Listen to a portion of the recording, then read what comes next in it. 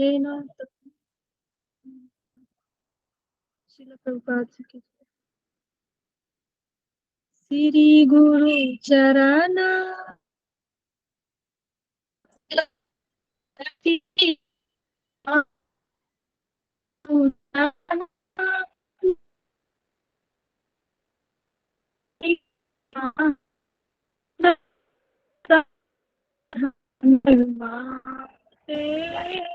माता जी आपकी वॉइस नहीं आ रही है, आपकी वॉइस ब्रेक हो रही है।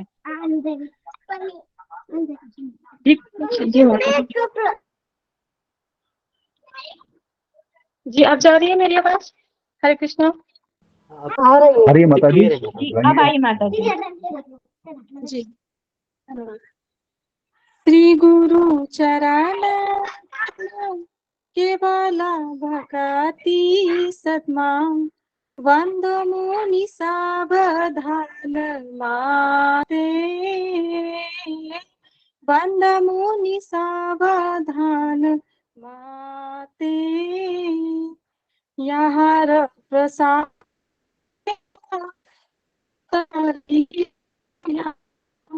कृष्ण प्राप्ति हो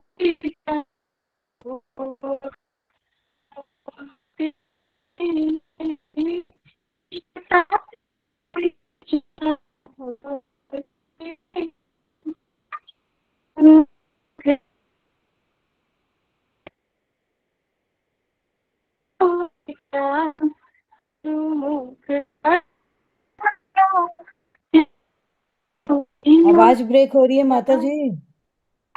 हरे कृष्ण सभी माता जी आवाज नहीं आ रही आपकी। कोई और बोलना चाहेगा? प्रॉब्लम, मेरा नेटवर्क प्रॉब्लम है, प्रॉब्लम क्षमा कर दें। हरे कृष्णा सारे भक्तों को पंचांग। कोई बात नहीं, कोई और बोलना चाहेगा? मैं बोलूंगा गुरुवंदना। प्रभु जी। बोलो बोलो सुधा माता जी, बोलिएगा।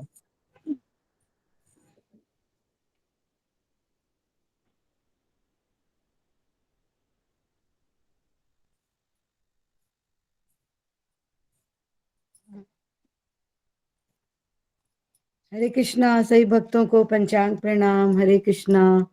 ओम अज्ञानतिमिरान्धस्य ज्ञानाञ्जन शलाकया चक्षुरुन्मीलितं येन तस्मै श्री गुरुवे नमः। जय श्री कृष्ण चैतन्य प्रभु श्री नित्यानंद श्री अद्वैत गदाधर गौर भक्त वृंद की जय। प्रभुपाद की जय। गुरुदेव महाराज की जय। हरदास ठाकुर की जय। राधानाथ स्वामी की जय। जय जय श्री कृष्ण। श्री गुरु चरण पद्मा केवल भक्ति सदमा बंदो मुई सावधान माते याहार प्रसादे भाई ए भव तरिया यही कृष्ण प्राप्ति है यहाँ है ते गुरुमुख पद्मा वाक्या चिते ते करिया एक्या हार ना करही मन आशा श्री गुरु चरण रति ऐसे उत्तम गति ये प्रसाद पूरे सर्व आशा चक्षुदान दिले जन्मे जन्मे प्रभु से चक्षुदान दिले जन्मे जन्मे प्रभु से दिव्य ज्ञान हृदय प्रकाशित प्रेम भक्ति यहाँ है ते अविद्या विनाशी ते प्रेम भक्ति यहाँ ते अविद्या विनाशी वेदे गाय यहाँ चरित श्री गुरु करुणा सिंधु अधम जना बंधु श्री गुरु करुणा सिंधु अधम जना रे लोके नाथ लोके रे जीवन हा हा प्रभु करो दया देहो हे पद चाय हा हा प्रभु करो दया देहो मोहे पद चाय एवे यश घुषुक त्रिभुवन प्रभु पाद पतित पावन गुरुदेव लैलो शरण। जय प्रभुपद जय प्रभुपाद जय प्रभुपाद जय प्रभुपाद जय जय गुरुदेव गुरुदेव गुरुदेव गुरुदेव। गौर निताई हरि बोल हरि बोल हरि बोल हरि बोल। हरे कृष्णा। सही भक्तों को पंचांग। हरी बोल माता जी, बहुत सुंदर गाया आपने, बहुत अच्छा। माता जी। हरि बोल हरि बोल हरि हरि बोल माता जी, बहुत सुंदर गाया आपने। आप सबकी कृपा, गुरुदेव की कृपा, कृष्ण जी की कृपा, सभी भक्तों का धन्यवाद। हरे कृष्णा। सभी भक्तों को पंचांग प्रणाम। हरे कृष्ण। हरे कृष्णा। सभी भक्तों को पंचांग हरे कृष्णा हरे कृष्णा हरे कृष्णा कृष्ण कृष्ण हरे हरे, हरे राम हरे राम हरे कृष्ण। हरे कृष्णा हरे गुरु जी। कृष्ण गुरु जी प्रणाम। हरे हरे कृष्ण। हरे कृष्णा गुरु जी। पंचांग प्रणाम। कृष्ण गुरु जी पंचांग प्रणाम। हरे कृष्ण कृष्ण गुरु जी पंचांग प्रणाम। सभी हरे भक्तों को कृष्ण पंचांग प्रणाम। सभी भक्तों को पंचांग प्रणाम। हरे कृष्ण कृष्ण जी हरे पंचांग कृष्णा प्रणाम। हरे जय गुरु जी कृष्ण गुरु जी। पंचांग प्रणाम। हरे धन्यवाद कृष्ण प्रणाम सभी भक्तों को। हरे कृष्ण हरे कृष्ण हरे कृष्ण। हरे कृष्ण। ओके। कल्पतरु वैश्य कृपा सिंधुभ्येव च पतितानां पावनेभ्यो वैष्णवेभ्यो नमो नमः। कृष्ण गुरु जी पंचांग प्रणाम, सभी भक्तों को पंचांग प्रणाम। अज्ञानतिमिरन्धस्य ज्ञानाञ्जनशलाकया चक्षुरुन्मीलितं येन तस्मै श्रीगुरवे नमः। जय श्री कृष्ण चैतन्य प्रभु नित्यानंद श्री अद्वैत गदाधर श्रीवासादि गौर भक्तवृंद। हरे कृष्णा कृष्ण कृष्ण हरे हरे, हरे राम राम राम हरे हरे। हरे कृष्णा। सबका स्वागत है सत्र में जी। हाँ बोलो, अनाउंसमेंट कीजिए जल्दी जल्दी फटाफट। नमः प्रणाम गुरु जी। हाँ हरे कृष्णा बोलो। गुरु जी, ममता जना माता जी हमारी माता जी के हाँ जेठ जी का ऑपरेशन हुआ है कल, काफी लंबा चला है जी और जी डॉक्टर ने 72 घंटे बाद होश आने के लिए कहा है कि 72 आवर्स के बाद उन्हें होश आएगा। तो उनके हाँ अच्छे स्वास्थ्य के लिए और जल्दी रिकवरी के लिए प्रार्थना करने का अनुरोध है। दूसरा, माता जी मीनाक्षी रावत माता जी के भाई का आज जन्मदिन है। वो माला भी करते हैं और उनको आशीर्वाद देने के लिए प्रार्थना की है कि वो भक्ति में आगे बढ़े। हरे कृष्णा प्रभु जी। ठीक है। तो सब लोग हैं वह, ये उनका नाम क्या है? भानुमति माता जी की। बनवाली जाना। ममता जना माता जी, बनवारी जना माता जी। हाँ, ममता। ओके। जी जी। तो कल शुभंकर है गुरु जी, शुभंकर। ओके। तो बेसिकली हम उनके लिए, उनका ऑपरेशन कल हुआ है और डॉक्टर ने कहा कि 3 दिन लगेंगे होश आने के लिए। तो इसके लिए हमें उनसे प्रार्थना करते हैं और मीनाक्षी रावत का भाई है जो भक्ति में आया है, उसके लिए भी उसको भी आशीर्वाद देंगे। 3 बार हरे कृष्ण महामंत्र करके। हरे कृष्णा कृष्णा हरे कृष्णा हरे कृष्णा कृष्णा हरे हरे कृष्णा हरे कृष्णा हरे कृष्ण राम हरे कृष्ण कृष्ण हरे कृष्ण राम हरे हरे राम राम हरे हरे राम राम राम राम हरे हरे हरे, राम हरे राम हरे कृष्णा हरे। हरे हरे कृष्णा कृष्णा हरे कृष्णा कृष्णा कृष्ण कृष्णा कृष्ण हरे राम हरे हरे राम राम हरे राम राम हरे राम हरे। राम हरे कृष्णा हरे हरे कृष्णा कृष्णा हरे कृष्णा हरे हरे कृष्णा हरे कृष्णा राम हरे हरे राम राम हरे राम राम राम हरे राम हरे। राम हरे हरे। हरे हरे। हरे कृष्णा। तो ओके जी। तो अभी किसका किसका रन था आज बताने का? मोनी माता जी 5 मिनट।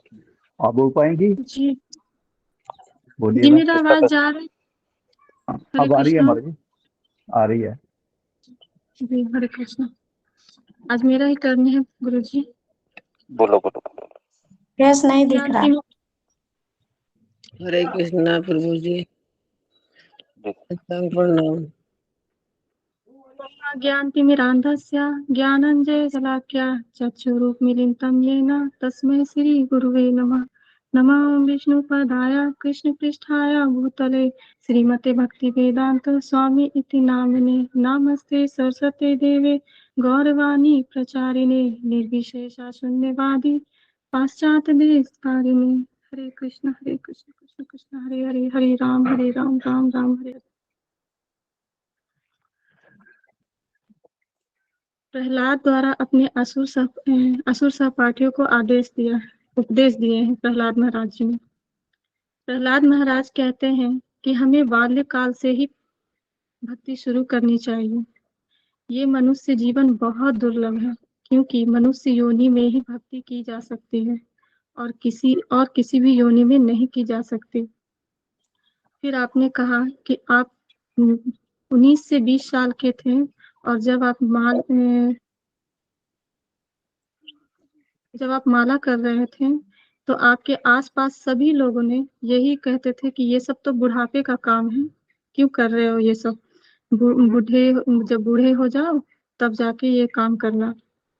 तो और आपका नाम आशीष था, सब लोग आपको आशीष के नाम से पुकारते थे। आपको ये बुढ़ापे का काम है। भागवत में लिखी है कि हमें 5 साल की उम्र से भक्ति शुरू करनी चाहिए। दूसरा श्लोक में भक्त प्रहलाद महाराज जी ये कहते हैं कि जिसे मनुष्य योनि मिली है उसे भक्ति करनी चाहिए और कोई योनि में भक्ति नहीं की जा सकती है, क्योंकि वे सभी जगत स्वामी एवं शुभचिंतक है। वो सभी स्वामियों का शुभचिंतक है। जब आप प्रचार प्रसार करने के लिए स्कूल में जाया करते थे तो फर्स्ट स्टैंडर्ड बच्चे लोगों को जब आप देखते थे तो वो सिर्फ खेल में ही लगे रहते थे और फिर आप सोचते थे कि क्या मैं इसे सिखाऊं, ये तो खेल में ही लगे रहते हैं, इन्हें तो समझ में ही नहीं आएगी। तो आप 7 स्टैंड के बच्चे को बताते थे, क्योंकि कलयुग में इतना प्रभाव है कि छोटे बच्चे को नहीं सिखाया जा सकता, नहीं बताया जा सकता। तो 7 स्टैंड के बच्चे को आप भगवत शुरू करते थे, बताते थे, प्रचार प्रसार करते थे। तीसरे श्लोक में आपने बताया कि प्रहलाद महाराज जी कहते हैं कि आहार, खाना, पीना, बच्चे जन्म देना किसी भी योनि में तो हो सकता है, मनुष्य जीवन में हमें भक्ति के लिए ही बनी है।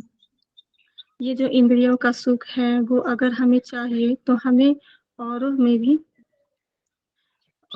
में भी ये नहीं मिल सकता है। सुख के बाद दुख आते हैं, दुख के बाद सुख आते हैं, ये सब ऑटोमेटिक मुझे मिल जाते हैं। फिर आगे प्रहलाद महाराज कहते हैं कि भौतिक सुख के लिए धन कमाते हैं, ज्यादा समय हमारा धन कमाने में ही लग जाते हैं। और फिर बताया कि जब आप जहाज में काम करते थे तो देखते थे कि कितने बूढ़े लोग भी काम कर रहे हैं। आपके मन में प्रश्न उठता था कि इतने बूढ़े होकर भी यहाँ पे काम कर रहे हैं। तो वो हमेशा यही कहते कि मैं अपनी बेटियों के लिए पैसे धन कमाने के लिए आया हूँ। तो कोई कुछ कहते तो कोई कुछ कहते हैं।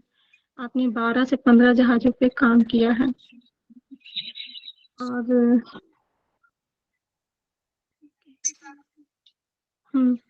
और इसलिए कोई कहते कि मैं अकेला हूँ, तो मेरी पत्नी मर गई तो मैं अकेला हूँ तो मैं क्या करूँ, इसलिए मैं यहाँ पे काम कर रहा हूँ। ऐसी बातें आपको सुनने को मिलती थी। उनका पहला गोल होता है, फिर आपने गोल के बारे में बताया, चरण स्टेप के बारे में बताया कि उनका पहला गोल होता है कि उनका ये होता है कि मैं अपने बच्चे को प्राइवेट स्कूल में डालूं। दूसरा गोल ये होता है कि मैं घर में बड़े भाड़े के घर है तो खुद का घर लूं। तीसरा गोल ये होता है कि मैं 2 व्हीलर 4 व्हीलर चाहिए, मैं काम वाली बाई। चौथे गोले में आपने बताया कि काम वाली बाई। इस तरह देखा जाए तो वे अपना आधा जीवन पैसे कमाने में ही लगा देते हैं। फिर पांचवें श्लोक में कहते हैं कि सक्षम व्यक्ति को चाहिए कि जब तक शरीर हष्ट पुष्ट रहे तब तक जीवन के लक्ष्य प्राप्त में हो। एक बार प्रभुपाद जी एक व्यक्ति और मेरे बेटे को, प्रभुपाद जी कहते हैं कि एक बार एक व्यक्ति, बूढ़ा व्यक्ति आया और मेरे बेटे को अपने आश्रम में, आपने मेरे बेटे को आश्रम में क्यों रखा है? आपने उससे, उसके साथ समय गलत, मतलब गलत बताया है कि उसकी तो अभी जवानी है, अभी वो जवानी का ऐशो आराम करेगा, क्यों आपने उसे आश्रम में रखा है?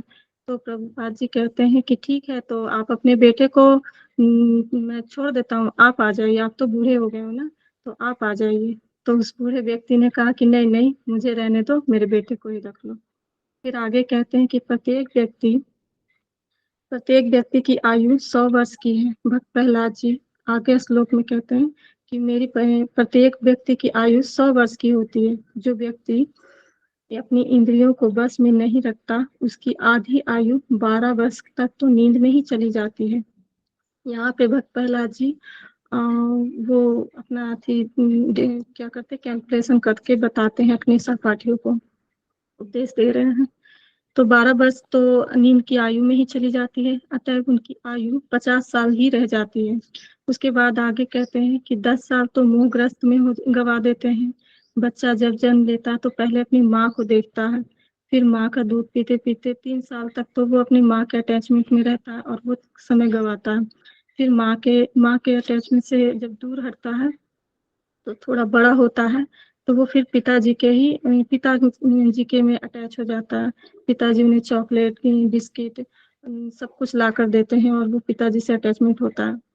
फिर थोड़ा और बड़ा होता है तो फिर 10 साल की उम्र में वो बच्चे की, मोहल्ले वाले बच्चे से अटैचमेंट होता है, उससे उनके खेल कूद में ही उनका 10 साल उम्र बीत जाता है। इसके बाद किशोर अवस्था, 20 साल कॉलेज में चले जाते हैं। फिर वहाँ पे गर्लफ्रेंड बॉयफ्रेंड 2 साल में तो वैसे ही बीत जाते हैं। इसी तरह अवस्था में आगे वृद्धावस्था में कार्यकलाप कर नहीं पाते हैं, तो 20 साल तो वैसे ही बीमारियों में वो गवा देते हैं। और जब वह अपने बेटे को छोड़कर नहीं बेटे को जब छोड़ते हैं, जब बेटे से मोहग्रस्त होते हैं तो बेटे को छोड़ के फिर नाती पोते पर आ जाते हैं। फिर नाती पोते में उनकी अवस्था इतनी कमजोर हो जाती है, इतनी आसक्ति हो जाती है उनमें कि फिर 20 साल की अच्छी 80 साल की उम्र वैसे ही गवा देते हैं। जीवन को नहीं समझ पाते हैं, ऐसे ही मनुष्य योनि को, जीवन को नहीं समझ पाते हैं और 100 वर्षों में 70 वर्ष ऐसे ही गवा देते हैं। जिसके मन तथा इंद्रिया बस में नहीं है, अतृप्त काम, इंद्रिय इच्छा तथा प्रबल मोह के कारण आसक्त हो जाता है। सबसे बड़ा आसक्ति स्त्री पुरुष का है, आकर्षण, और धीरे धीरे बच्चे परिवार में फंस कर रह जाते हैं। फिर आपने कहा कि मेरा सौभाग्य है कि मेरी शादी से पहले ही आप भक्ति में आ गए थे और इस कारण से आप भक्ति अच्छे से कर पाए थे। आपने अपने जीवन को गोल बनाया और इस तरह से लक्ष्य बनाकर आप आगे भक्ति की ओर बढ़ते गए। जिस तरह से एक रेशम का कीड़ा अपने ही अंदर गोल बनाता है और अपने ही थूक से कोष बनाता है और मोटी परत बना लेता है और अंदर ही अंदर वो घुट घुट के मर जाता है। वो चाहता है कि बाहर निकले पर अपने ही परिवार के लोग उसे निकलने नहीं देते हैं कि यहीं पर जन्म लिया तो यहीं पर मरो। फिर 10वें श्लोक में बताया है भक्त प्रहलाद जी ने कि सबसे बड़ा मिठास क्या है? मधु नहीं है तो धन है। सबसे बड़ा मिठास धन है और धन के कारण ही कृष्ण को अपना नहीं सकते हैं। क्षमा कर दीजिए प्रभु जी, इतना ही पता कि गुरु जी, गुरुदेव सभी की कृपा करा देते, कुछ भूल चूक हो गई तो मुझसे क्षमा कर दीजिएगा। कृष्णा गुरु जी। हरि बोल माता जी, बहुत अच्छा बताया, बहुत अच्छा माता जी, बहुत अच्छा।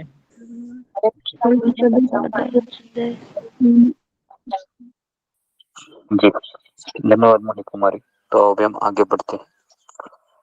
नारायणं नमस्कृत्यं नरं चैव नरोत्तमं देवीं सरस्वती व्यासं ततो जयामुदीरये। नष्टप्रायेषु भद्रेषु नित्यं भागवत सेवया भगवतीरुत्तम श्लोके भक्तिर्भवति नैष्ठिकी।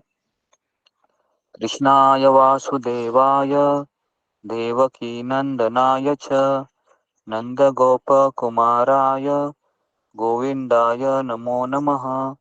मुखं करोति वाचालं पंगुं लंघयते गिरिं यत्कृपातमहं वन्दे श्रीगुरु दीनतारिणम्।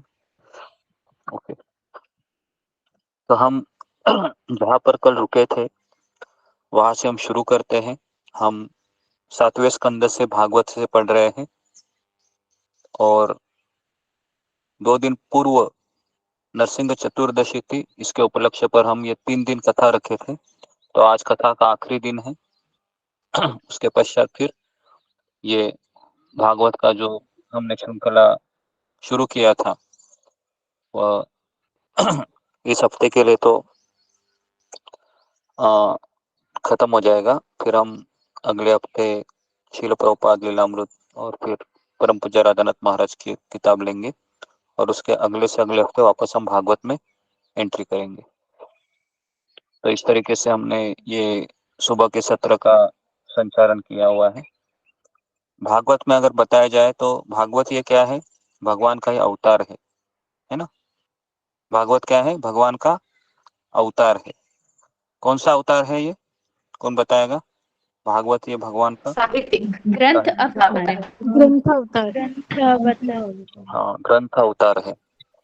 तो जब भगवान ग्रंथ के रूप में आते हैं तो उसको क्या कहते हैं? श्रीमद् भागवतम। तो इसके लिए भागवतम पढ़ना ये क्या है? भगवान की पूजा करना। भागवतम पढ़ना क्या है? भगवान की पूजा करना। तो इसके लिए अगर कोई व्यक्ति भागवत पढ़ता रहता है पूरे दिन भर तो किसके साथ रह रहा है? वो किसके साथ? भगवान जी के साथ। भगवान जी के साथ।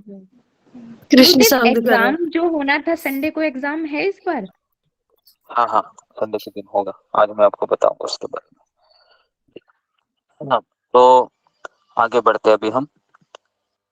तो कल हम रुके थे श्लोक क्रमांक 12 पे और बहुत हेवी लैंग्वेज में प्रहलाद महाराज अपने सहपाठी मित्रों को बता रहे हैं कि परिवार का जीवन ये एक तरीके से अंधे कुएं के समान होता है। अंधा कुआं पता है? अगर आपने देखा है अंधा कुआं तो उसमें कोई दिखता नहीं है, पानी है या कितना गहरा है कुछ दिखता नहीं है कुएं में। तो इसके लिए जिस व्यक्ति को भगवान का ज्ञान ही नहीं है और ऐसा व्यक्ति अगर शादी करता है तो क्या होता है? वो अंधे कुएं में गिरने के समान है। तो इसलिए प्रहलाद महाराज अपने सहपाठी मित्रों को उपदेश दे रहे हैं। और अगर ये उपदेश अगर हमने बचपन में सुने होते तो जवानी में भी विवाह करने के पश्चात भी हम माला करते हुए देखते थे। तो जितने भी असुर पुत्र थे ये, इनका भाग्य था कि इनके जीवन में कौन आए थे? भगवान के शुद्ध भक्त प्रहलाद महाराज। उसके बाद कहते हैं कि अत्यधिक आसक्त मनुष्य यह नहीं समझ पा सकता कि अपना बहुमूल्य जीवन अपने परिवार के ही पालन पोषण में व्यर्थ बिता रहा है। तो हम गीता में तो पढ़ते हैं लेकिन कि भगवान श्री कृष्ण अर्जुन को अपने कर्तव्य के बारे में हमेशा बातचीत करने में हम देखते हैं ना, कि अर्जुन कृष्ण से कहते हैं कि मुझे संन्यास लेना है, लेकिन कृष्ण अर्जुन को कहते हैं कि नहीं नहीं, तुम्हें पारिवारिक जिम्मेदारियां उठानी है। प्रहलाद महाराज लेकिन यहाँ पर बता रहे हैं कि वो क्या कर रहे हैं? अपना बहुमूल्य जीवन परिवार के पालन पोषण में ही व्यर्थ बिता रहा है। क्यों यहाँ पर ऐसा बोलते हैं प्रहलाद महाराज? प्रहलाद महाराज यहाँ पर क्यों ऐसा बोलते हैं कि अत्यधिक आसक्त मनुष्य अपना बहुमूल्य जीवन परिवार के पालन पोषण में व्यर्थ बिताता है? इसका अर्थ यह है कि वह भगवान का नाम जप नहीं करता है, केवल क्या करता है? परिवार का पालन पोषण। तो अगर आप अपने पड़ोस में देखेंगे तो आपको ऐसे लोग दिखाई देते हैं जो केवल और केवल क्या करते हैं? केवल और केवल परिवार के पालन पोषण में लगे हैं। और हम जब उनको कहते हैं आप इस्कॉन मंदिर आइए, जन्माष्टमी का उत्सव है, नरसिंह चतुर्दशी है, एकादशी है, तो वो क्या कहते हैं? वो कहते हैं हमारे नहीं पास है, समय नहीं, समय नहीं है। कहते हैं हमारे पास समय नहीं है। तो उनका समय कहाँ जा रहा है? उनका समय परिवार की परिवार पर। पालन में लगा हुआ है। इस तरीके से वो यह नहीं समझ पाता कि इस मनुष्य जीवन को जो परम सत्य के साक्षात्कार के लिए उपयुक्त है, उद्देश्य अदृश्य रूप से विनष्ट हो रहा, फिर भी वह इतनी चतुरता एवं सावधानी से टिकता रहता है कि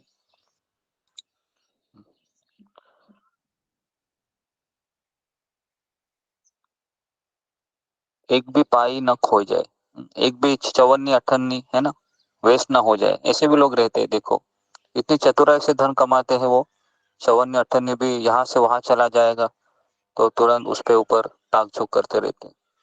इस प्रकार यद्यपि संसार में आसक्त व्यक्ति सदैव 3 प्रकार के कष्ट सहन करता है, किंतु संसार के प्रति अरुचि उत्पन्न नहीं कर पाता। कौन मुझे बताएगा? अभी मेरा ये सवाल है आपको, यहाँ पर ध्यान पूर्वक सुनिए कि जो पारिवारिक आसक्ति व्यक्ति रहता है, प्रहलाद महाराज कहते हैं उसको 3 कष्ट बहुत सताते हैं, लेकिन फिर भी वह उस परिवार को त्याग नहीं कर पाता। इसका क्या कारण है? बताएगा इसको, क्यों नहीं कर पाता है वो त्याग उसका? उसको पता है कि अभी मैं घर जाऊंगा ना तो बहुत मुझे डांट पड़ने वाली है, या घर में हमेशा की तरह झगड़ा होगा, फिर भी वो उधर ही जाता है। आसक्ति आसक्ति, मोह, एक मिनट, मोह नहीं नहीं मोह आसक्ति माया। नहीं, ठीक है मैं नाम बताता हूँ, है ना जी। जी शीला देवी बोलो। हरे कृष्ण गुरुजी, पांचम प्रणाम। क्योंकि गुरुजी पहला तो उनका आसक्ति होता है अपने परिवार से, और दूसरा गुरुजी उनका सुकृति जो होता है इकट्ठा नहीं होती है, और तीसरा गुरुजी वो भगवान के आश्रय में नहीं होते हैं और न ही गुरु के आश्रय में होते हैं, इसीलिए उनको ना अपने परिवार से अज्ञान भी होते हैं। हरे कृष्ण गुरुजी, पांचम प्रणाम। ओके, नेक्स्ट विशाल गावे। हरे कृष्ण गुरुजी, इसका यह कारण हम लोग बद्धजीव है। हम 3 गुणों के प्रभाव से पीड़ित है, रजोगुण, सतोगुण, तमोगुण की वजह से। ओके, 3 गुणों से तो हर कोई पीड़ित है, लेकिन भगवान हमें मार्गदर्शन करते हैं, ज्ञान देते हैं तो हम समझ जाते हैं। ओके, तो मंजू सिंह।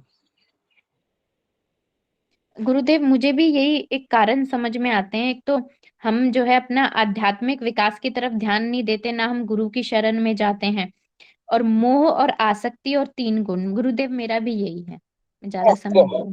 तो देखिए, पहली बात तो अगर आप कोई संसारी व्यक्ति को देखोगे तो उसका पुनर्जन्म पे विश्वास होता है क्या? अगर आप उसको कहेंगे नहीं होता है। तो इसके लिए वो क्या सोचता है, मैं और मेरा, मैं यहीं पर रहूंगा, यही मेरा गोलोक वृंदावन है, ये मेरी भार्या है, यही लक्ष्मी है, और ये मेरा पुत्र कौन है? यही मेरा यही मेरा है ना जिगर का टुकड़ा है, बराबर। तो इस तरीके से उसका फैमिली जीवन चलता रहता है। तो पहला तो वो ये समझ ही नहीं पाता है कि वो शरीर नहीं, वो कौन है? आत्मा है ना। वो क्या सोचता है कि मैं शरीर हूँ, मैं मिस्टर XYZ है, ये मेरा पिताजी है, ये मेरी माँ है। तो एक बार शिला प्रभुपाद जी है एक घर में जाते हैं, एक वेल विचार होता है। तो जैसे प्रभुपाद जी सूरत रहता है, वो सूरत में जाते थे तभी, तो वहां पर एक गुजराती कपल रहता है, तो अच्छे लोग रहते हैं, लेकिन वह संसार में बहुत आसक्त रहता है। जैसे प्रभुपाद जी आते हैं, वो कहता है, प्रभुपाद जी मैं आपको मेरे परिवार का इंट्रोडक्शन करा देता हूँ। तो वो अपनी पत्नी को कहता है, जरा आ जाइए, स्वामी जी आए हैं। तो सब लोग घर के सदस्य बाहर आते हैं और कहते हैं, प्रभुपाद जी ये पता है कौन है? ये मेरी पत्नी है। ये कौन है पता है? ये मेरा बेटा है। ये मेरे पिताजी है, ये मेरी माँ है, ये मेरे ससुर है, ये मेरे सास है और ये मेरा है ना पहला बेटा है, ये उसके बाद मेरी बेटी है। तो इस तरीके से वो बताने के बाद प्रभुपाद कुछ बोलते नहीं, स्माइल करते हैं। और जैसे सब लोग अंदर चले जाते हैं तो प्रभुपाद के शिष्य को कहते हैं, क्या कहते हैं? प्रभुपाद कहते हैं यह व्यक्ति बहुत संसार से आसक्त है, यह आसक्ति व्यक्ति के लक्षण है, जो हमेशा क्या बोलते हैं, मैं और मेरा। तो इस तरीके से प्रहलाद महाराज भी यहाँ पर वही चीज बता रहे हैं कि संसार में ऐसा कहा जाता है कि सब कुछ छोड़ना आसान है, लेकिन अपने परिवार के प्रति आसक्ति छोड़ना बहुत कठिन है। तो एक बार और एक कथा आती है, स्वर्गलोक में एक बार बृहस्पति जी इंद्र को शाप देते हैं। क्या शाप देते हैं? कि इंद्र तुम सुअर बन जाओ। तो इंद्र सुअर बन जाता है और सुअर बनने के पश्चात उसका भी फैमिली होता है। और जब ब्रह्मा जी को पता चलता है कि अभी इंद्र नहीं है, जगह खाली है, क्या करे, बहुत गड़बड़ी हो रही है स्वर्गलोक में, तो ब्रह्मा जी नीचे आकर कहते हैं इंद्र को, क्या कहते हैं? कहते हैं अरे सुअर, मिस्टर सुअर, पता है तुम कौन हो? कहते हैं कौन हूं मैं? बोलते हैं तुम इंद्र हो, स्वर्ग के राजा हो, चलो यहाँ से, तुम क्या कर रहे हो यहाँ पर? ये जो ये तुच्छ सुख है, तुम यहाँ पर विष्ठा खा रहे हो, मलमूत्र खा रहे हो, स्वर्गलोक में तुमको बहुत आनंद मिलेगा, चलो मेरे साथ। तो क्या बोलता है वो? कौन बोलेगा? क्या बोलता है? साहब फिंगर को रेस कीजिए, बोलो ममता कुमारी, क्या बोलता है? इंद्र क्या बोलता है? बताइए। ओके, सुधा गुप्ता माता जी, हाँ बोलो, इंद्र क्या बोलता है अभी सुअर इंद्र के कहते योनि में? हैं, हरे कृष्णा गुरु जी, पंचांग प्रणाम, सभी भक्तों को पंचांग प्रणाम। वो कहता है सुअर, जो इंद्र रूपी सुअर होता है, वो कहता है कि मुझे तो यहीं पे मजा मिल रहा है, मुझे यहीं अच्छा लग रहा है, मैं यहीं रहूंगा, मैं यहाँ से नहीं जाऊंगा। यहाँ से नहीं जाऊंगा। ओके, वो कहते हैं ब्रह्मा जी को कि अरे ब्रह्मा जी, ये देखो मेरी पत्नी है, कितनी सुंदर है, आपको देखा नहीं जाता है? समझ में आ रहा है? एक्चुअली वो क्या होते हैं, सुअर ही होते हैं। सुअर दिखने में अच्छा रहता है? नहीं। क्या बोलता है वो? अरे ब्रह्मा जी, आप स्वर्गलोक की क्यों बात कर रहे हैं? ये देखो मेरी पत्नी, देखो मिस यूनिवर्स है सुअर की योनि में, उससे शादी हुआ है मेरा, तुम जानते हो क्या? नहीं। मेरा बेटा भी देखो कितना सुंदर है, तुम ये मेरे पास इधर क्यों आए? चले जाओ यहाँ से, मुझे नहीं आना है। समझ में आ रहा है आपको भगवान की माया कैसी शक्तिशाली है? कि सुअर भी अपने आप को क्या समझता है, मैं बहुत सुखी हूँ यहाँ पर, मलमूत्र खा रहा हूँ, कोई बात नहीं, मेरे लिए क्या है, 56 भोग है ये। ब्रह्मा जी, तुम समझ नहीं पा रहे हो, मुझे इतना आनंद आ रहा है विष्ठा खाने में। इसका अर्थ क्या है? इसका अर्थ है कि इंद्र कौन है? वो इंद्र तो है ही, लेकिन हम भी क्या है, इंद्र ही है। वो अलग अलग योनि में, वो सुअर योनि में है, हम मनुष्य योनि में है। इतना ही फर्क है ना? ज्यादा फर्क है क्या? मुझे नहीं लगता ज्यादा फर्क है। तो इस तरीके से प्रहलाद महाराज हमको समझाते हैं कि भगवान की माया बहुत शक्तिशाली है। तो इस तरीके से वो परिवार के पालन पोषण में अपना पूरा जिंदगी बिताना चाहिए। तो इसका ये मतलब नहीं है कि हमें अपनी जिम्मेदारी है उससे पीठ दिखाना है। कहने का तात्पर्य ये है कि हमें अपने बच्चों को एजुकेशन भी देना है, हमें अपने घर की जिम्मेदारी भी उठानी है, लेकिन हमारा मन कहाँ होना चाहिए? हमारा मन इस संसार में नहीं होना चाहिए, हमारा ईश्वर मन की ओर।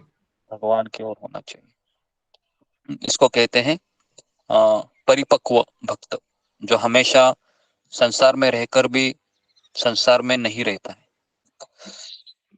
तो इस तरीके से वो यही समझ नहीं पाता है कि कैसी उसकी दुर्व्यवस्था हो रही है। 15वें श्लोक में आते हैं, यदि कोई मनुष्य पारिवारिक भरण पोषण के कर्तव्य के प्रति अत्यधिक आसक्त होने के कारण अपनी इंद्रियों को वश में नहीं कर पाता और उसका मन सदैव इसी में डूबा रहता है कि धन का संग्रह कैसे करे। प्रहलाद महाराज देखो 5 साल के बालक है, लेकिन सब पता है। वो कहते हैं कि जो पारिवारिक व्यक्ति रहता है वो दिन में क्या करता है, क्या सोचता है? वो कहाँ है पैसा, कहाँ है रुपया। ठीक है। और इस तरीके से रात में वो क्या करता है, रात में पत्नी के साथ सोने में और फिर थोड़ा सा मौज मजा मस्ती करने में उसका समय चला जाता है। तो इस तरीके से पारिवारिक जो मनुष्य होता है, जिसको ये पता ही नहीं जीवन का ध्येय क्या है, उसकी जिंदगी इसी तरह से जाती है। तो यद्यपि वो जानता नहीं है कि अन्यों का धन लेता है, उसे सरकारी नियमों और मृत्यु के बाद यमराज के नियमों द्वारा दंडित होना पड़ेगा, तो भी वह धन अर्जित करने के लिए दूसरों को धोखा देता रहता है। तो इसके लिए इस संसार में, है ना, कल ही हमने देखा था, संसार में सबसे मीठी चीज कौन सी है? तो मीठी चीज है वो धन धन है धन धन है है, ना। धन संग्रह अचानक, करना।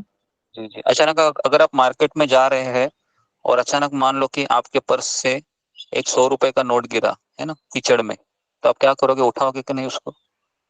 या बोलोगे अरे कीचड़ में फंसा है, जाने दो ना, 100 रुपया गया तो क्या होता है? या उसको उठा के साफ करोगे? साफ करोगे ना उठा के? उठा के साफ उठा करेंगे। उठा के साफ साफ करेंगे गुरुजी। हाँ, बराबर है ना। और अगर बच्चा गिरेगा तो उसको भी उठाएंगे गुरुजी। उसको भी उठाएंगे, ओके, उसको भी साफ करेंगे। अच्छा है। तो कहने का तात्पर्य है कि मधु मधु से भी मीठा है धन है, जो हमें प्रहलाद महाराज कहते हैं कि उसके लिए व्यक्ति धोखा देता है ना। हम देखते हैं कि एक ही परिवार में जब पिताजी है बंटवारा करना चाहते हैं तो क्या होता है?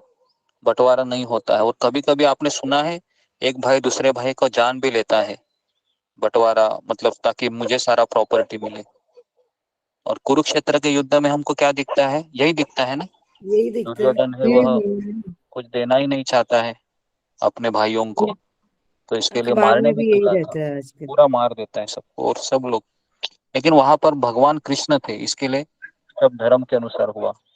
लेकिन आज हम देखते हैं कि व्यक्ति है ना इतना मीठा बोलता है, कभी कभी तो पता ही नहीं चलता है। उसको बोलते हैं मीठी छुरी, पता है आपको? एक होती है मीठी छुरी जो ऐसी चलती है, समझ में नहीं आती, है ना। तो इसके लिए हमें बहुत सावधान होना चाहिए। कभी कभी अभी आप भक्त है तो कभी कभी ना आपको आपसे जान पहचान बनाने के लिए कभी कभी व्यक्ति, है ना, हमारे जीवन में उस भक्त के रूप में भी आता है, तो तिलक लगाएगा और सब कुछ करेगा, लेकिन उसका उद्देश्य अलग रहेगा। तो एक बार जो कहाँ पर, तो मणिपुर नागालैंड में आज से 8 से 10 साल पहले एक बॉम्ब स्फोट हुआ था। पूरा मंदिर को उड़ाया गया था, इस्कॉन मंदिर में। और कहा जाता है कि उस मंदिर में जो बॉम्ब को उड़ाने वाले आए थे वो सब तिलक लगा के ही आए थे, धोती कुर्ता सब। तो ये लोग जो रहते हैं ना, ये लोग ऐसे रहते हैं कि सब सीखते हैं कि यहाँ पर किस तरह से रीति रिवाज चलता है। तो इसके लिए हमें अच्छी सावधानी से पहचानना चाहिए। तो इसके लिए ऐसा एक कहावत भी है, पता है? अति भक्ति चौर्य लक्षण, पता है आपको? अति भक्ति भी करने से भी समझ में आता है कुछ तो गड़बड़ है, बहुत ज्यादा ही भक्ति कर रहा है, कुछ तो रहेगा लगता है। तो फिर उन आतंकवादियों को पकड़ लिया था गुरुदेव, या वो ऐसे ही चले गए? पकड़ लिया था उनको, बाद में सरकार ने कुछ उनको दे दिया पनिशमेंट। नहीं, कहने का तात्पर्य है कि हमें बहुत सावधान होना चाहिए कि इसके लिए हम कई लोग हैं, अभी इस्कॉन एक बड़ी संस्था हुई है तो कई लोग हैं वो इस तरीके से भक्तों को भी ठगने लगे हैं अभी। तो गुरुजी से इनकी पहचान कैसे होगी?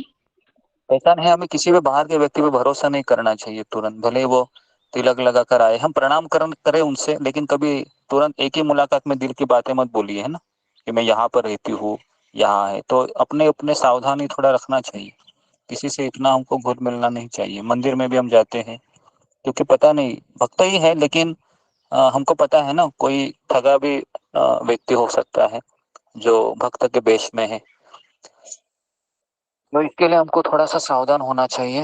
हे मित्रों, हे असुर पुत्रों, इस भौतिक जगत में शिक्षा में अग्रणी लगने वाले व्यक्ति भी यह विचार करने की प्रवृत्ति रखते हैं कि यह मेरा है और यह पराया है। इस प्रकार से वे सीमित पारिवारिक जीवन की धारणा में अपने परिवारों को जीवन की आवश्यकताएं प्रदान करने में लगे रहते हैं, मानो अशिक्षित कुत्ते बिल्ली हो। ये आध्यात्मिक ज्ञान ग्रहण नहीं कर सकते, प्रत्युत ये मोहग्रस्त तथा अज्ञान से पराभूत है। तो इस तरीके से ये मैं और मेरा, ये पराया है, ये मेरा बेटा है, ये पराया बेटा है ना, ये मेरा घर है, ये उसका घर है। तो इस तरीके से वह हमेशा मैं और मेरा इसमें वो दंग रहते हैं।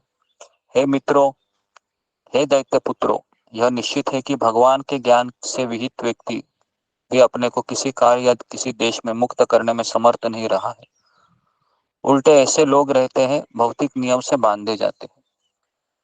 वे वास्तव में इंद्रिय भोग में लिप्त रहते हैं और उनका जीवन का लक्ष्य स्त्री होती है। निसंदेह ऐसे लोग आकर्षक स्त्रियों के हाथ के खिलौने बने रहते हैं। ऐसे जीवन धारणाओं के शिकार बनकर वे बच्चे, नाती तथा पनातियों से घिरे रहते हैं और इस तरह वे भवबंधन की जंजीरों से जकड़े जाते हैं। देखो यहाँ पर आ गए आखिर। हाँ, वो बोले कि बच्चे, नाती और पनाती। पनाती मतलब नातियों के भी बच्चे। पोते पोतियों के बच्चे। हाँ जी, तो उनमें भी वो घिरे रहते हैं। और कल हमने पता है, कल हमने चर्चा की थी, प्रहलाद महाराज क्या बोलते हैं, परिवार जीवन के सबसे बड़े सुख कौन से हैं? कौन बताएगा सबसे बड़े सुख कौन है? फिंगर को रेस कीजिए। पारिवारिक जीवन के सबसे अनमोल सुख कौन से है? जी सोमाकर। हरे कृष्ण प्रभु गुरु जी पंचांग। सबसे पहले जब वो बच्चा छोटा होता है और तोतली आवाज में अपने मम्मी पापा को माता पिताजी बोलता है। दूसरा, जब पति पत्नी एकांत में समय बिताते हैं। और तीसरा होता है जब हम एज हो जाता है और हमारे बच्चे जब हमारे पास आते हैं तो उनको जब हम प्यार करते हैं और उनकी देख रेख करते हैं, तो वो 3 आनंद होते हैं जो हमारे लाइफ के। हरे कृष्ण। ओके, तो ये 3 आनंद है जो हम सब ने उसका अनुभव किया है, क्योंकि यहाँ पर मैक्सिमम लोग, सब लोग के बच्चे हैं और सब लोग मैरिड है, तो ये सब आनंद रहता है। लेकिन ये कितना आनंद रहता है? थोड़े समय के लिए रहता है ना, या परमानेंट रहता है? थोड़े समय के लिए। जैसे बच्चा बड़ा हो जाता है नहीं रहता, प्रेरित। तो बाद में दोनों लोग बदल जाते हैं, बच्चा भी बदलता है, पति भी बदलती है, पत्नी भी बदलती है, और फिर पता चलता है जीवन की रियलिटी क्या है। तो इस तरीके से नाती, पनातियों और बच्चों से घिरे रहते हैं और इस तरह से भवबंधन की जंजीरों से जकड़े जाते हैं। जो लोग ऐसी जीवन धारणाओं में बुरी तरह लिप्त रहते हैं उनको दैत्य कहते हैं। दैत्य किसे कहते हैं? जो अपने ही परिवार के लोगों में ही घिरे रहते हैं और उनको लगता है जीना यहाँ, मरना यहाँ, इसके सिवा जाना कहाँ। हाँ जी, तो वो इधर ही वो लगे रहते हैं कि मैं यहीं पर जीऊंगी, इधर ही मरूंगा। और मैं भगवान, भगवान कौन है? मैंने तो देखा नहीं उसको, तो इसके लिए भगवान एक केवल क्या है? काल्पनिक अवस्था है। ऐसे लोग बोलते हो भगवान माइथोलॉजी है, एक मनोकल्पित, एक लोगों ने एक दुनिया बनाई है। एक्चुअली भगवान कुछ होते नहीं है, ऐसे लोग बोल रहे हैं। तो ऐसे लोगों से हमको दूर रहना चाहिए। हे दैत्य पुत्रों, भगवान नारायण ही समस्त जीवों के पिता और मूल परमात्मा है। फलस्वरूप उन्हें प्रसन्न करने में या किसी भी दशा में उनकी पूजा करने में बच्चे या वृद्ध को कोई अवरोध नहीं होता। जीव तथा भगवान का अंत संबंध एक तथ्य है, अतएव भगवान को प्रसन्न करने में कोई कठिनाई नहीं है। तो भगवान हमारे माता है, हमारे पिता है, और हमारा स्वरूप ही है कि हम भगवान के सेवक हैं। तो इसलिए कई साधु संतों ने अपना पूरा जीवन भगवान के लिए निछावर किया है। हमारे सामने परम पूज्य राधानाथ साहब महाराज का उदाहरण है, जो आज भी हमको चलते फिरते दिख रहे हैं। और 19 साल के थे जब वह अमेरिका से निकले थे, और आज भी हम उनको देख रहे हैं। पूरा जीवन उन्होंने दिया और वो संतुष्ट है, खुश है। तो इसके लिए भक्ति ये कोई मैकेनिकल चीज नहीं है, भक्ति ये आत्मा का स्वभाव है, हम इसको छोड़ नहीं सकते, है ना। उल्टा ये नौकरी करना, ये थोड़ा सा अननेचुरल चीज है, क्योंकि नौकरी करने में व्यक्ति बोर हो जाता है। होता है कि नहीं? बोर होता है वो, है ना? वो बोलता है बाद में अभी कितना जॉब करे, बस हो गया ना, अभी 2 साल 4 साल कर लिया अभी। कभी कभी तो इतना उब जाता है, वो बोलता है जब मुझे दाल रोटी दे दो बस, है ना, तीनों टाइम मैं खा लूंगी या खा लूंगा, ये मुझे ये हेडेक नहीं चाहिए। ऐसा भी लोग बोलते हैं। तो बहुत, तो इसके लिए भगवान की सेवा करना ये बहुत आसान है। प्रहलाद महाराज वही चीज बता रहे हैं। तो उसके बाद 24वें श्लोक में कहते हैं, अतएव हे असुरों के उत्पन्न मेरे प्यारे तरुण मित्रों, तुम सब ऐसा करो कि ऐसे भगवान जो भौतिक ज्ञान की धारणा से परे है वे तुम पर प्रसन्न हो।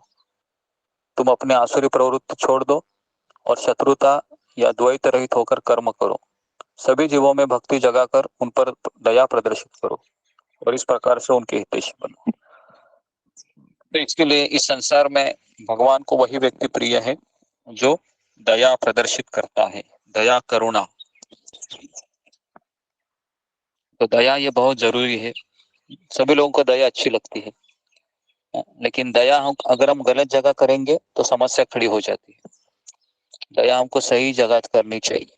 अगर हम दया आत्मा के ऊपर करेंगे तो व्यक्ति अपने धाम चला जाएगा, अपने घर चला जाएगा वो। और अगर हम दया शरीर पे करेंगे वो इसी संसार में जन्म जन्मांतर अटकता रहेगा। तो इसलिए हमें दया कहाँ करनी चाहिए ये समझना बहुत जरूरी है। अर्जुन भी दया करना चाहता था, लेकिन वो अपने संबंधियों के ऊपर दया करना चाह रहा था। लेकिन भगवान ने कहा नहीं, गलत हो तुम अर्जुन, ये दया सही नहीं है। दया अगर करनी है तो उसको तुम क्या करो, उसको तुम भगवान की भक्ति दे दो, उसको कहो कि तुम कौन हो। तो इसके लिए सबसे बड़ी दया है किसी को भगवान के करीब लाना, ये सबसे बड़ी दया है।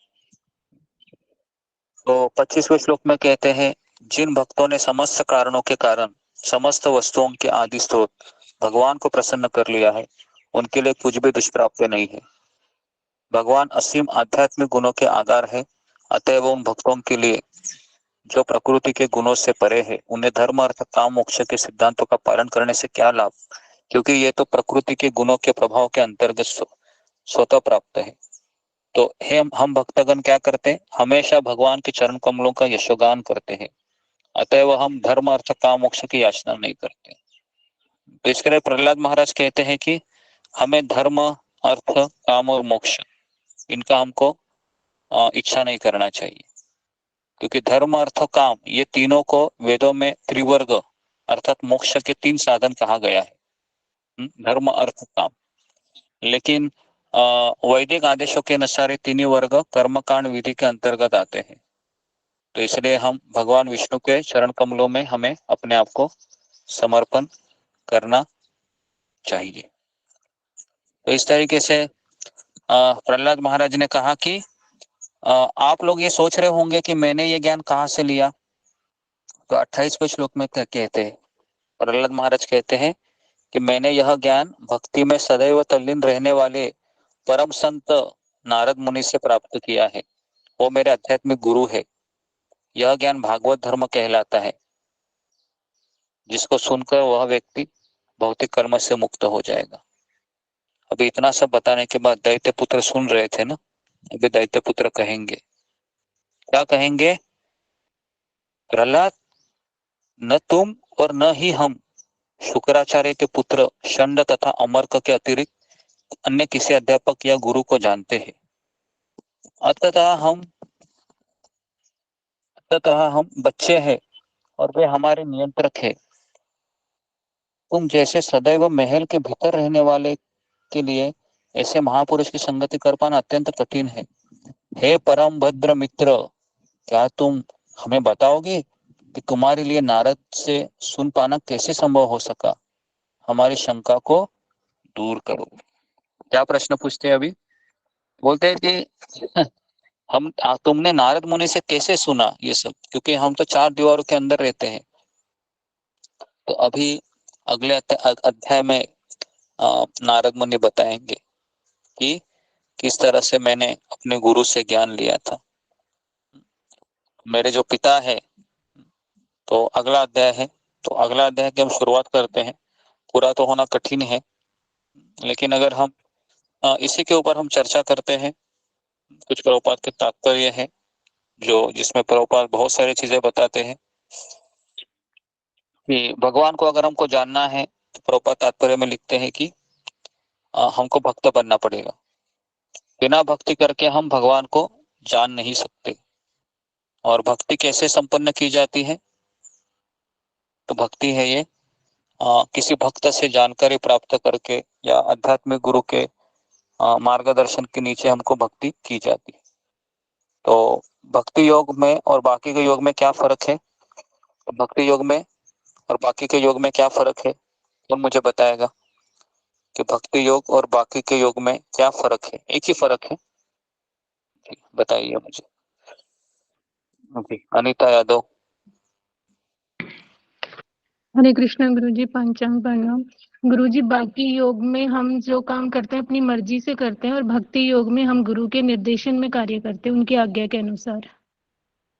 हाँ जी, तो ये इसका मेन डिफरेंस है कि भक्ति योग में हम क्या करते हैं?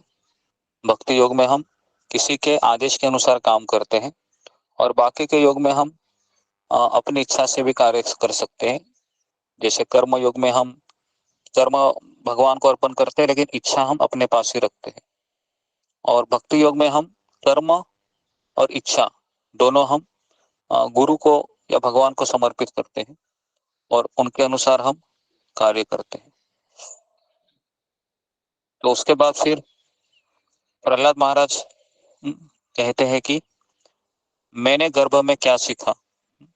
अगला जो अध्याय है उसको मैं ले लेता हूँ 10 मिनट। तो अभी प्रहलाद को जो प्रश्न पूछा था, है ना, उनके जो मित्रों ने, कि आपने यह ज्ञान अपने गुरु से कैसे लिया। देखिए, जो एक शिष्य होता है जब भी उपदेश करेगा ना, तो यही बताएगा कि मैंने ये ज्ञान मेरे गुरु से सीखा है। वो कभी नहीं बोलेगा ये ज्ञान मैंने बहुत पढ़ाई करके अर्जित किया, बहुत तपस्या करके अर्जित किया, नहीं।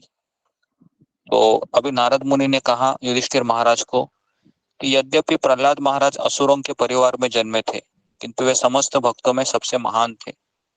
इस प्रकार अपने असुर सहपाठियों द्वारा पूछे जाने पर उन्होंने मेरे द्वारा कहे गए शब्दों का स्मरण किया और अपने मित्रों से इस प्रकार कहा। मेरे द्वारा मतलब क्योंकि नारद मुनि गुरु है ना उनके, तो इसके लिए अभी नारद मुनि किसको ये बता रहे हैं? पास्ट टाइम अपने शिष्य का किसको बता रहे हैं नारद मुनि?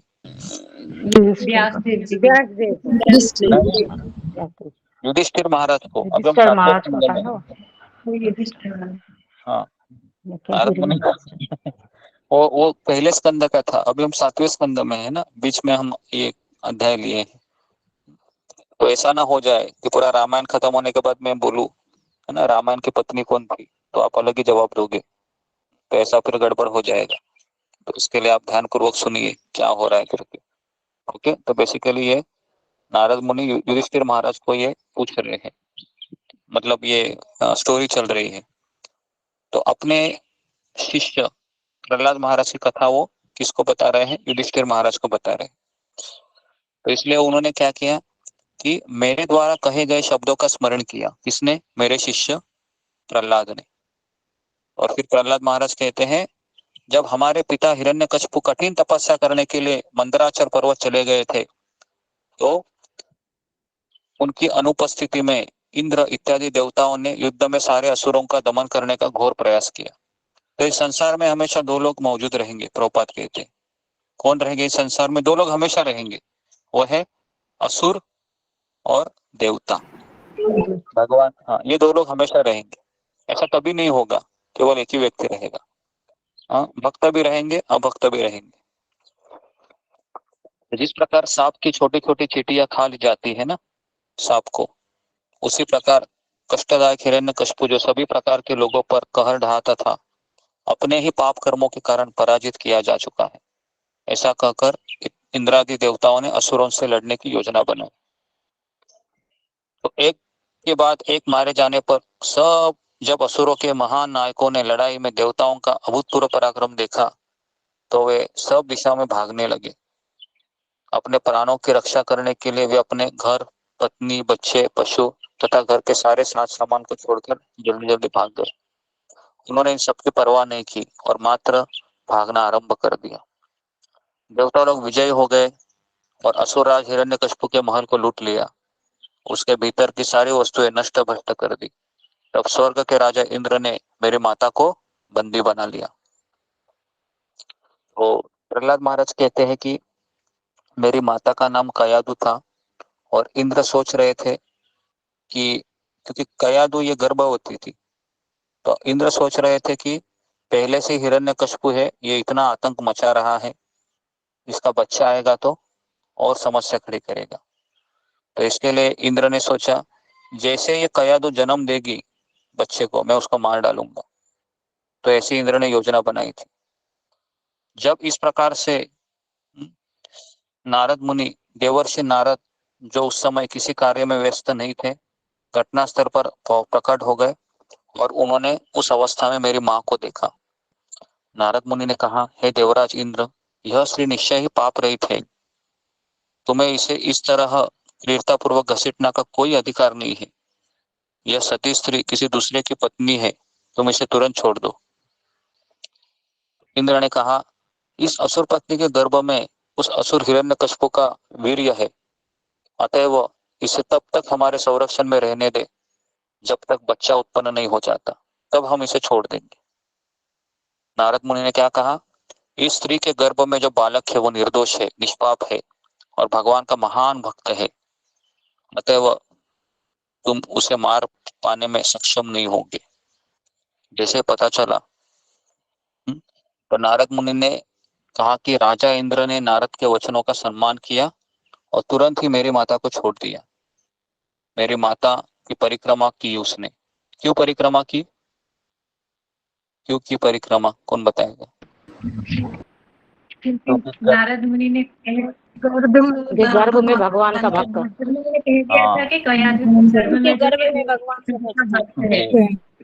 गर्भ में भगवान का भक्त है, तो इसके लिए भक्त की परिक्रमा करना है ना। यहाँ पर हमको एक उदाहरण मिलता है। इसके लिए हम तुलसी महारानी का परिक्रमा करते हैं, वो भगवान की भक्त है ना। हम मंदिरों की परिक्रमा करते हैं, तो परिक्रमा करना चाहिए। तो इस तरीके से यहाँ पर कयादु का है ना परिक्रमा किया। पहले उसको मारने जाने वाला था, अभी परिक्रमा करने लगा। तो प्रहलाद महाराज ने आगे बताया, परम संत नारद मुनि मेरी माता को अपने आश्रम ले गए और यह कहकर उसको सुरक्षा दिया, मेरी बेटी तुम मेरे आश्रम में अपने पति के वापस आने तक रहो। देवर्षि नारद के उपदेशों को मानकर मेरी माता बिना किसी प्रकार के भय से उनकी देखरेख में जब तक रहती रही, तब तक कि मेरे पिताजी अपनी घोर तपस्या से मुक्त नहीं हो गए। मेरी माता गर्भवती होने के कारण अपने गर्भ की सुरक्षा चाहती थी और चाहती थी कि पति के आगमन के बाद संतान उत्पन्न हो। इस तरह वे नारद मुनि के आश्रम में पर रहती रही, जहाँ वे अत्यंत भक्तिपूर्वक नारद मुनि की सेवा करती रही। तो इस तरीके से उसने सोचा कि जब तक मेरा पति नहीं आएगा तब तक मैं इसको जन्म नहीं दूंगी। तो इस तरीके से वो कयादु ने सोचा। फिर नारद मुनि ने गर्भ में स्थित मुझे तथा अपनी सेवा में लगी मेरी माता दोनों को उपदेश दिया, क्योंकि वे स्वभाव के पतितों पर अत्यंत दयालु है। अतएव अपनी दिव्य स्थिति के कारण उन्होंने धर्म तथा ज्ञान के विषय में उपदेश दिए। अधिक काल बीत जाने पर स्त्री तथा स्त्री होने से अल्पज्ञ होने के कारण मेरी माता उन सारे उपदेशों को भूल गई। ये बहुत यहाँ पर बड़ी बात कही गई। इस स्त्री का एक गुण होता है जो बहुत जरूरी है कि स्त्री है ना, वो साधु संतों के उपदेश सुनती भी है, लेकिन उसका मन है ना घर से जाता नहीं है, क्योंकि वो घर से ज्यादा आसक्त रहती है। तो कयादु थी, नारद मुनि से सुन रही थी पूरा भागवत, लेकिन यहाँ पर प्रहलाद महाराज कहते हैं अपनी माता को कि स्त्री होने से वो अल्पज्ञ थी। तो स्त्री का एक रहता है कि वो उनको ज्यादा विवेक नहीं रहता है, ज्यादा ज्ञान नहीं रहता है, इसके लिए वो जो सुना रहता है उसको भूल जाती है वो।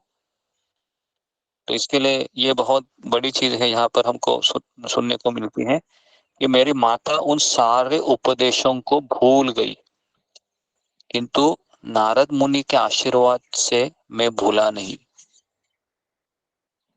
तो यहाँ पर प्रभुपाद तात्पर्य में लिखते हैं कि निम्न कुल में उत्पन्न स्त्रियां, वैश्य तथा शूद्र, ये भी परम गति को प्राप्त होते हैं जब वो मेरी शरण में आते। अभी मुझे बताओ कि कयादु का सौभाग्य कितना था, बताइए मुझे, कि जितने भी यहाँ पर स्त्रियां हैं उनसे तो उसका सौभाग्य तो बहुत ही ज्यादा अच्छा है, बराबर होगा कि नहीं? क्योंकि नारद मुनि के आश्रम में रह रही थी वो, पहली बात तो, है ना।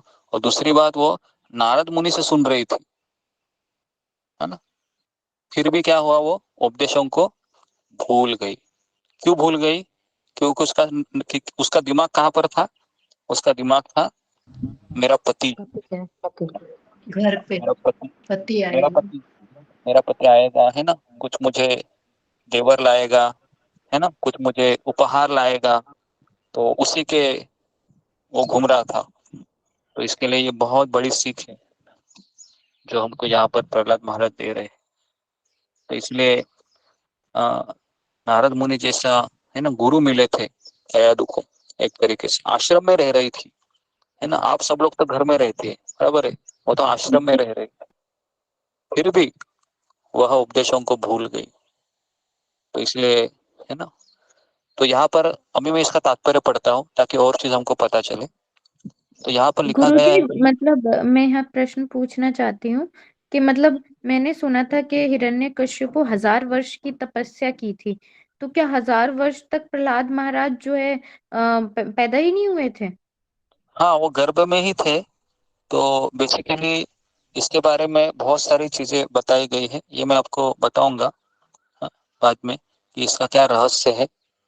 तो अभी मैं आपको यही बताना चाहूंगा कि यहाँ पर जो स्त्री के बारे में बताया गया है, थोड़ा सा मैं प्रभुपाद के तात्पर्य को पढ़ रहा हूँ कि किंतु भले ही स्त्री पाप योनि न हो, लेकिन अल्पज्ञ होने के कारण वह कभी कभी भक्ति के उपदेशों को भूल जाती है।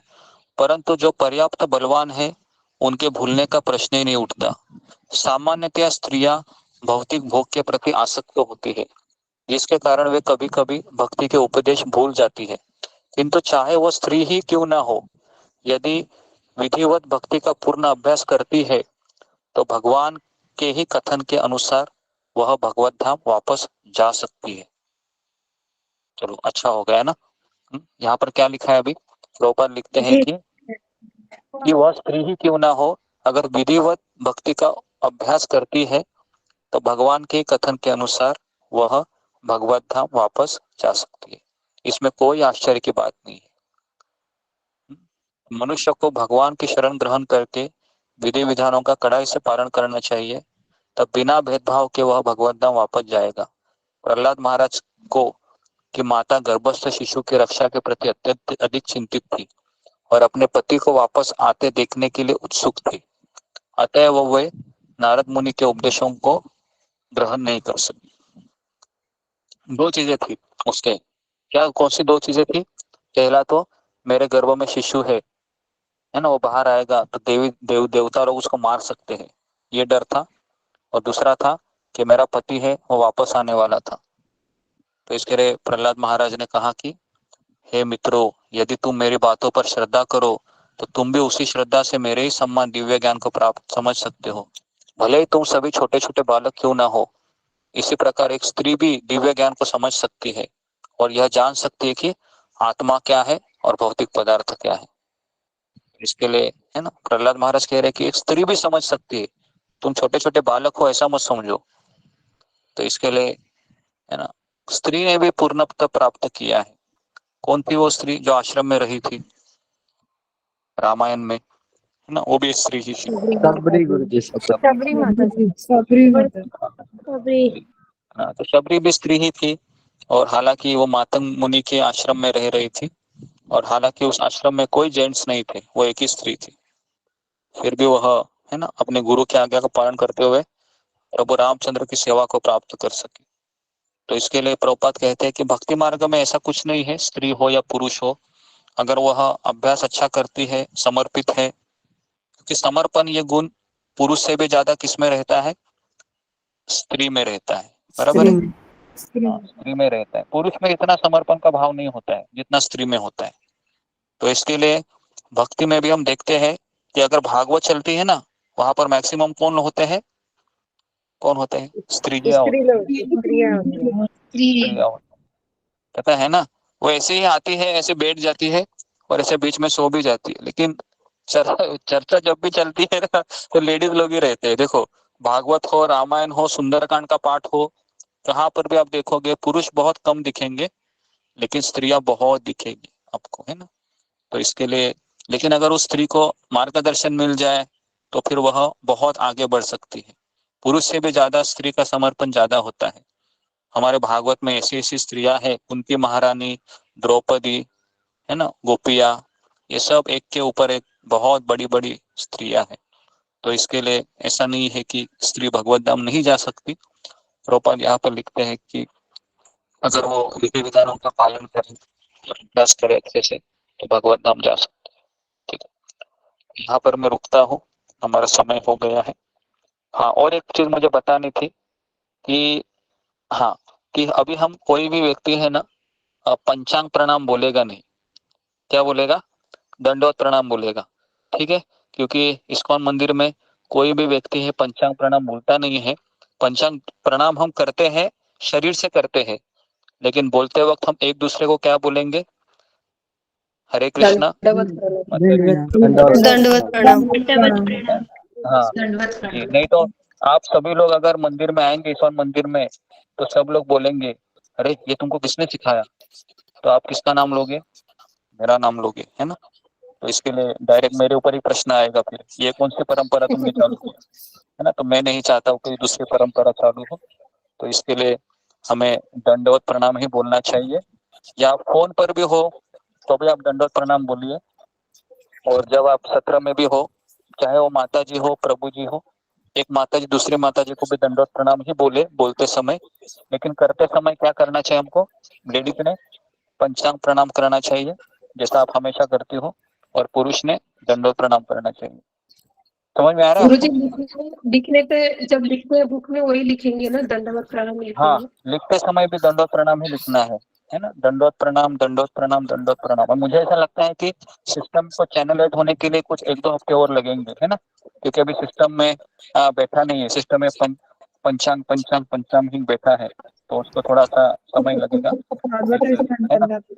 हाँ, लेकिन धीरे धीरे धीरे धीरे मैं आशा करता हूँ कि मुझे हो आदत पड़ जाएगा। गई है, पहले आदत नहीं थी। हो गया गुरुजी, आदत नहीं। हाँ, नहीं आदत हो गया है, लेकिन हमें बुरा आदत है उसको छोड़ना चाहिए। तो दंडवत प्रणाम बोलेंगे, ठीक है ना। ये मुझे बताना था। ओके, तो यहाँ पर मैं रुकता हूँ।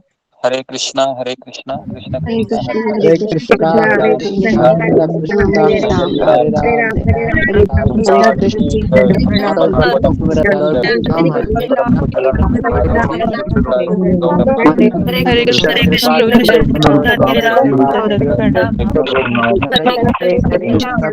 कृष्णा हरे राम हरे